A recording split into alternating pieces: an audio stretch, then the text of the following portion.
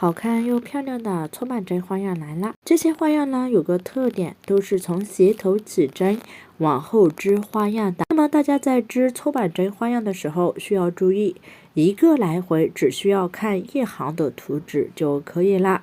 一般呢都是起单数针，然后呢织到61针左右去快加针，加到距离鞋口2厘米左右的时候呢，就可以去分后跟了。这款鞋既可以织拖鞋，也可以织棉鞋，花样呢有以上几种，供大家选择参考。花样呢很多，大家可以用我们普通看到的平针花样图纸来自行调整高度。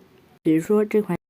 接下来大家看到的是大脸妹的大人图纸和儿童款图纸，还有大脸妹的起针表。这款花样比较松，所以呢起针数有所减少。